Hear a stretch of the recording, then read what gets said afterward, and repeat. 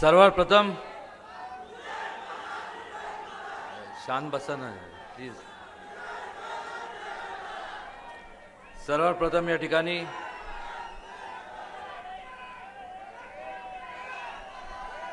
छत्रपती शिवाजी महाराज, यशवंतराव चव्हाण,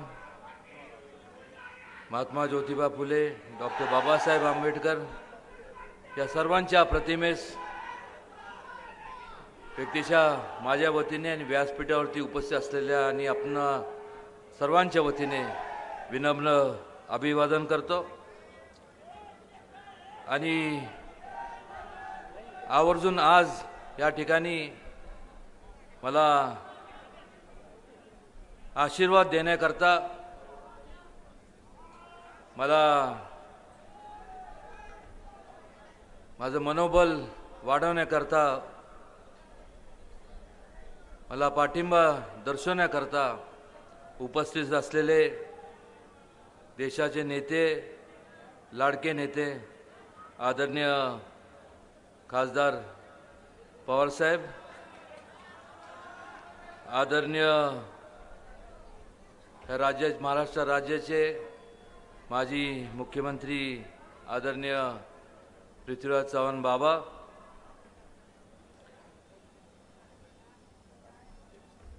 आदरणीय श्रीनिवास पाटील साहेब माजी राज्यपाल, आदरणीय रामराजे नाईक निंबाळकर साहेब, आमचे मित्र आमदार जयंत पाटील साहेब, आमचे मित्र खासदार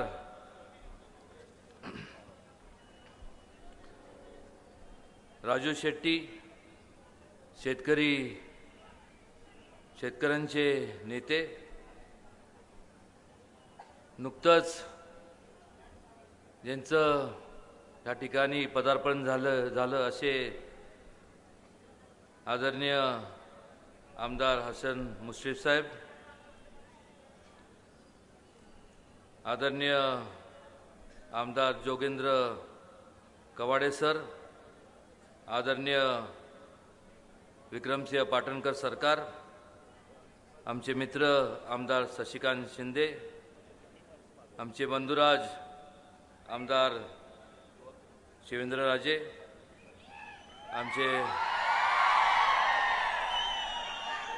आमचे मित्र आमदार बाळासाहेब पाटील, आमचे मित्र मकरंद आबा पाटील, आमदार दीपक रावजी चव्हाण,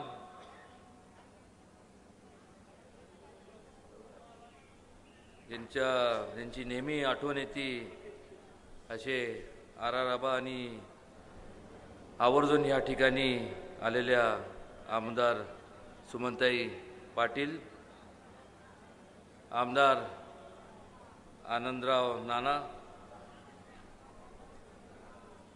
आमचे मित्र माजी आमदार प्रभाकर घारगे,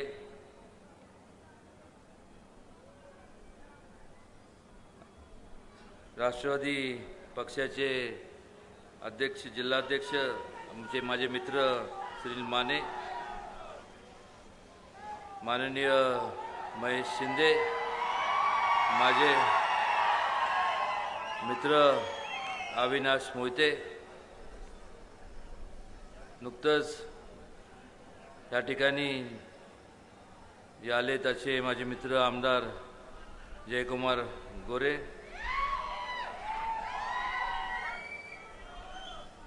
डेबेवाडीचे वाघ आमचे मित्र रमेश पाटील,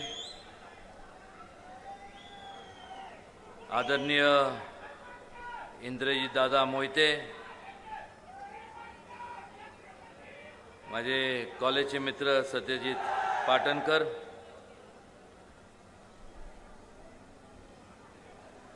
माननीय देवराज दादा पाटील, माननीय राजाभाऊ काळे, माझे मित्र भगवानरावजी बैराट, माननीय मच्छिंद्र सक्टे सर,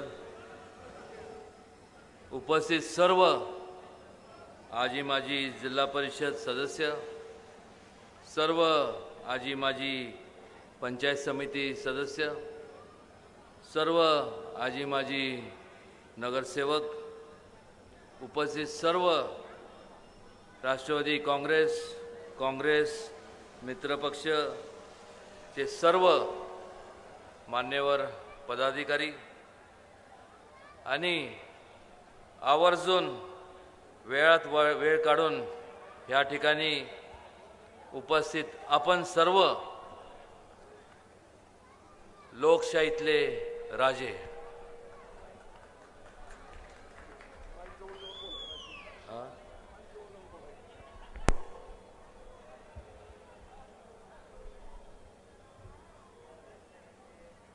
ही लोकशाही आहे जी आपण सर्वांनी मान्य केली. लोकशाहीमध्ये दर 5 वर्षानंतर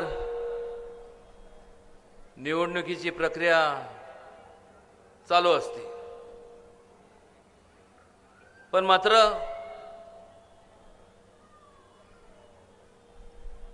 ज्या वेळेस 5 वर्षानंतर निवडणुका जाहीर होतात, वेगवेगळ्या निवडणुका असतात, लोकसभेच्या असतात, विधानसभेच्या असतात, स्थानिक स्वराज्य संस्थेच्या असतात,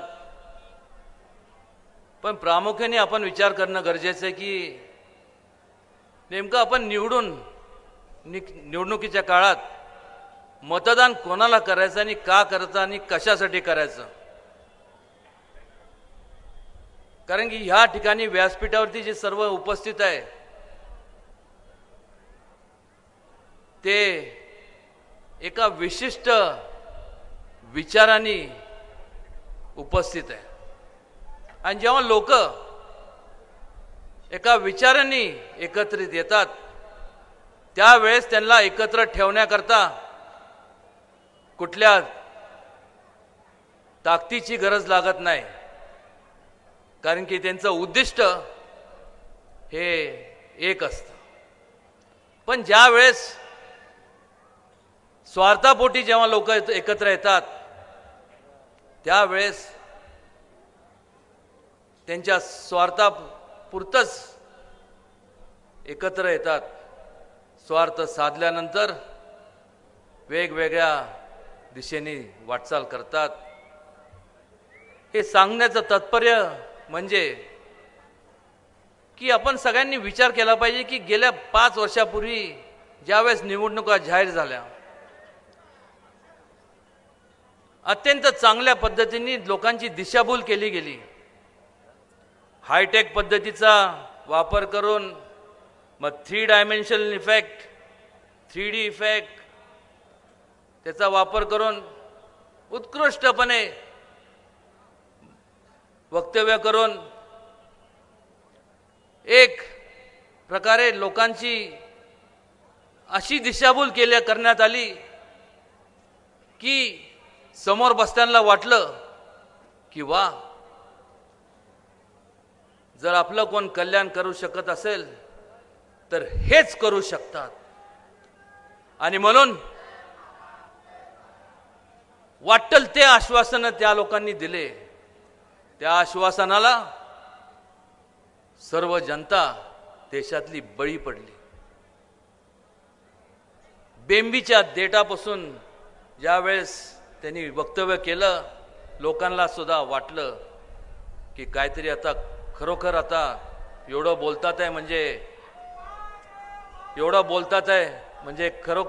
खरंच बोलत असतील.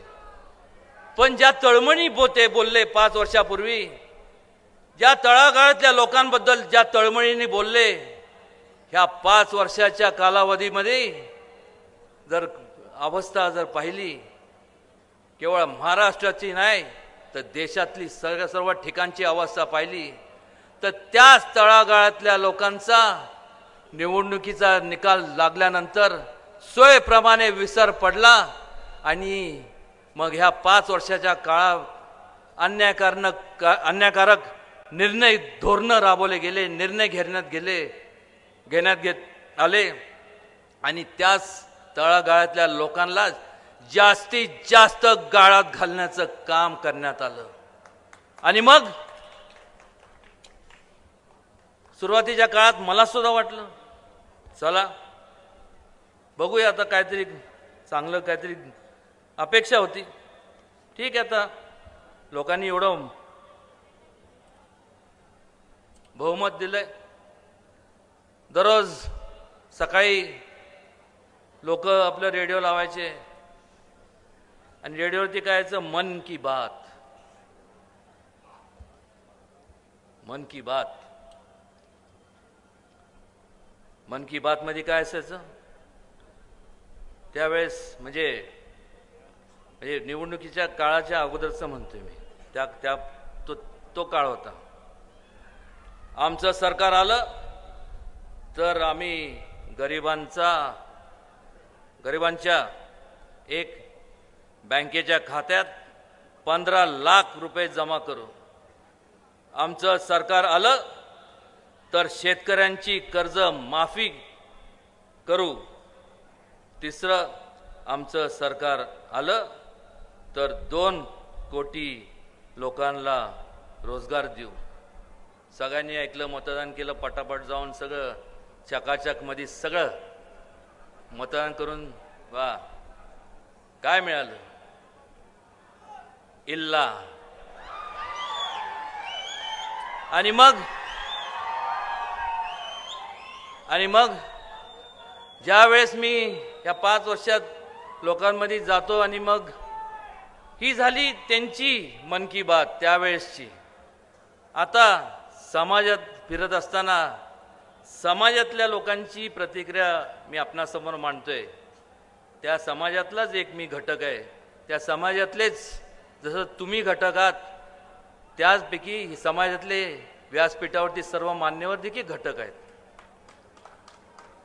तर आता समाजातल्या त्याच या 3 मुद्द्यावरती समाजातल्या लोकांची प्रक्रिया मी विचारलं आपलं काय मन की बात आहे. तर पहिलं म्हणजे ते म्हणाले की बँकेच्या खात्यात 15 लाख रुपये जमा करू. लोक आता म्हणायला लागले बँकेच्या आमच्या खात्यातून 15 लाख रुपये ते म्हणाले काढून घेऊ. आमचं सरकार आलं तर शेतकऱ्यांची कर्जमाफी करू असं ते म्हणाले. शेतकरी आणि सर्व म्हणतात आहे की आमचं सरकार आलं तर त्यांचं असं म्हणणं होतं, असं मत लोकांचं असं पडतं की आम्हाला आता ते म्हणाले की कर्जात बुडू. आमचं सरकार आलं तर 2 कोटी लोकांना रोजगार त्यावेळेस ते म्हणाले देऊ. पण आता जर अवस्था पाहिली तर त्यांचं सरकार आलं तर 2 कोटीपेक्षा जास्त बेरोजगार लोकांना त्यांनी केलेलं आहे. ही या देशाची अवस्था. त्यामुळे ह्या मेक इन इंडिया खाली ह्यांनी जर काय केलं असेल तर ह्या मेक नाही तर ब्रेक आर इंडिया एवढं मात्र काम ह्या 5 वर्षात करण्यात आलं. हे आवर्जून ह्या ठिकाणी मला सांगावंसं वाटतं. त्यामुळे ह्या संपूर्ण निवडणुकीकडं निवडणूक म्हणून पाहू नका, एक चळवळ म्हणून पहा. कारण चळवळ म्हणून का पहा तर उदयनराजेंना निवडून द्यायचंय म्हणून नाही. एवढा संकोचित विचार करून चालणार नाही. अजिबात करू नका. स्वतःचा तरी कधीतरी तुम्ही विचार केला पाहिजे. कारण ह्यांनी घेतलेले ध्येय धोरण, राबवलेले ध्येय धोरण, जे काय संपूर्ण ह्यांनी निर्णय घेतले, आज त्यातून ते माघार सुद्धा घेऊ शकत नाही. आणि जर घेतली तर अर्थ काय निघतो की चुकीचे निर्णय घेतले. त्यामुळे त्याचं समर्थन हे करत राहणार. ज्याच्यामुळं सत्तेत बदल करणं गरजेचं आहे आणि ह्याकरता केंद्रात केवळ महाराष्ट्रात नाही तर संपूर्ण देशभरात प्रत्येक ठिकाणी काँग्रेस, राष्ट्रवादी, मित्र पक्षांचं ज्या ज्या ठिकाणी त्या त्या राज्यामध्ये, महाराष्ट्रात असेल आणि इतर राज्यांमध्ये ज्या ज्या ठिकाणी असे जे काय आघाडी असेल त्यांच्या पाठीशी उभं राहणं ही प्रत्येकाची जबाबदारी आहे. जोपर्यंत आपण यांनी घेतलेले अन्यायकारक निर्णय बाजूला करत नाही, हे कधी होणार? जोपर्यंत सत्तांतर होत नाही, तुम्ही करत नाही, तोपर्यंत हे निर्णय बाजूला आपण करू शकत नाही. तोपर्यंत खऱ्या अर्थाने पुन्हा एकदा जी परिस्थिती होती, जी आता इंडस्ट्रीची अवस्था आहे, म्हणजे दुरावस्था म्हणले तर काही वावगं ठरणार नाही. चांगलं चाललेलं आता सुरळीत चाललेलं आता संपूर्ण भकास अवस्थेत पाहायला मिळते. काय निर्णय घेतले, कशा करता घेतले, कोणाच्या हिताकरता आणि का? तोच कन्स्ट्रक्शनच्या बाबतीत ज्याच्यावरती अवलंबून संपूर्ण इंजिनियर्स, गवंडी, त्यानंतर संपूर्ण असे बरेच कामगार आहेत, त्यांची अवस्था. अन्यायकारक GST लागू केला त्यामुळे व्यापारीचा हातबल झालाय. शेतकऱ्यांच्या आत्महत्या एवढा भर पडलाय की ज्याचं नाव ते. त्यामुळं शेतकऱ्यांची तर अशी अवस्था झाली आहे. जन्मतो जो कर्जा घरी, जगतो कर्ज उरावरी, मरतो परी कर्ज उरी, तो भारतीय शेतकरी. आणि ही जर अवस्था शेतकऱ्याची बदलायची असेल तर सत्तेत बदल घडून आणलं पाहिजे. आणि लोकशाहीतले तुम्ही लोक राजे आहात, सगळं तुमच्या हातात आहे. आणि त्यामुळं चांगल्या लोकांना तुम्ही निवडून द्या. चांगल्या लोकांना म्हणजे जे लोकांचं हित जोपासतात, म्हणजेच राष्ट्रवादी काँग्रेस आणि मित्र पक्षाचे ज्या ज्या ठिकाणी उमेदवार आहेत, या प्रत्येक उमेदवारांना तुम्ही निवडून द्या. या सत्तेत बदल करा आणि पवार साहेबांच्या मार्गदर्शनाखाली, बाबांच्या मार्गदर्शनाखाली केवळ ह्या राज्यात नाही तर देशात एक चांगल्या प्रकारची सत्ताचा लहर तुम्हाला पाहायला मिळेल, एवढं ह्या ठिकाणी मला आवर्जून सांगायचं वाटतं. आणि माझ्या समोर जे आता व्यासपीठावरती ते त्या आणि इथं जे आपण जे मीडिया आहात, media, social media, press media, आपण तर लोकशाहीचा चौथा स्तंभ आहात.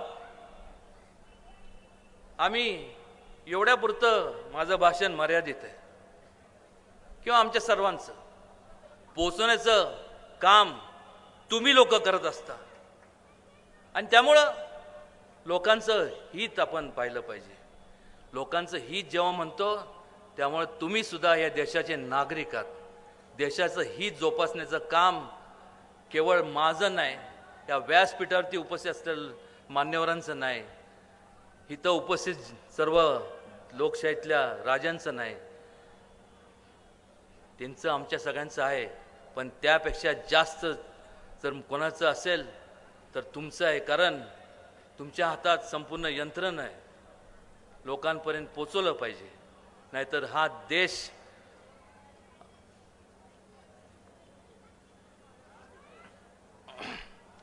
म्हणजे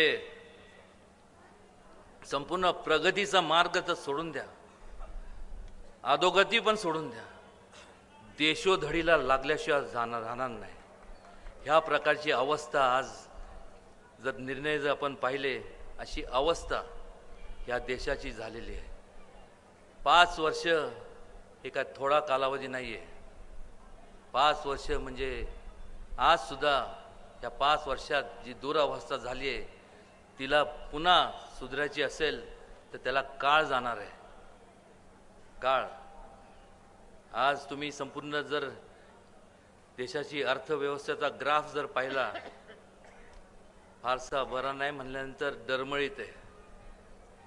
कोण सुखी आहे? फक्त नुसतं सगळं तुमच्या हातात याच्या एवढा करता म्हणतो की तुम्ही हा ज्वलंत इश्यू आहे, ह्याचं संपूर्ण परिणाम हे लोकांना चांगल्यासाठी किंवा वाईटाकरता जे असेल हे तुमच्या हातात आहे.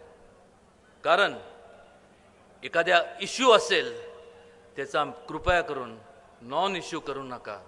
तात्काळ थोडंसं बरं वाटतं, TRP असेल किंवा काय असेल, मला त्यातल्या फारशी माहिती नाही, किंवा अजूनही मला काय ते व्हॉट्सअपवरती मी नसतो, मला व्हॉट्स डाऊन असतं म्हणून अजून E50 सारखा फोन वापरतो. मला ह्या बाकीच्या भानगडी काय माहीत नसतात, पण एवढं मला माहीत आहे की आज जे सर्वसामान्य व्यक्ती आहे त्याची अवस्था अत्यंत तो ह्याला मोहताज आहे. आज उदरनिर्वाहसुद्धा करता येत नाही अशी परिस्थिती आहे. आणि त्यामुळं त्याच्यातनं सुटका जर त्याची करायची असेल तर त्याची जबाबदारी जेवढी आमच्या सर्वांची आहे तेवढीच उपस्थित तुमच्या सर्वांची, सर्व जनतेची आहे. लोकशाहीतल्या ह्या संपूर्ण महाराष्ट्रातल्या प्रत्येक राज्यातल्या प्रत्येक व्यक्तीची आहे. आणि त्याच्यापेक्षा जास्त आपणा संपूर्ण प्रिंट, इलेक्ट्रॉनिक आणि सोशल मीडियाची आहे. मी हात जोडून आपल्याला कळकळी विनंती करतो की मनापासून सांगतो, खरोखर काय गोष्टी अशा असतात की त्या परत आपल्याला मिळत नसतात. एक 15 मिनिटापूर्वी जे आपण बोललो तो इतिहास जमा झाला. म्हणजे वेळ ही परत किती जरी जीवाचा आट्टापिट्टा केला तरी ती परत मिळू शकत नाही. एकदा वेळ गेली वेळ गेली. आणि मग 5 वर्ष, जसं गेली 5 वर्ष लोकांना, जनतेला, लोकशाहीतल्या माझ्या राजांना फक्त असं करून पश्चाताप करण्यापलीकडं काय उरलं नाही, तसं पुन्हा अशी वेळ तुम्ही स्वतःवरती आणू नका. आणि तुम्ही म्हणजेच आपण मीडियाचे सर्व लोकप्रतिनिधी, आपलं प्रतिनिधींनी खऱ्या अर्थाने साथ द्या. ह्या लोकांचं उत्कर्ष जर बघायचं असेल, ओघांनी तुम्हीसुद्धा शेतकरी किंवा सामान्य कुटुंबातले आहात, तुमचंसुद्धा उत्कर्षाचं तुम्ही त्यातनं झालं पाहिजे. एवढंच ह्या प्रसंगी त्याच्या मतितार्थ आहे. आणि फार मोठे व्हा. तुम्ही मोठे झाला की एक म्हणजे साताऱ्यातले लोक मोठ्या आर्थिकदृष्ट्या प्रबळ झाले की सातारा तालुका किंवा ज्या जिल्ह्यातले प्रत्येक तालुक्यातले लोक मोठे झाले, सदन झाले की जिल्हा सदन झाला, असे अनेक जिल्हे सदन झाले की महाराष्ट्र सदन झाला.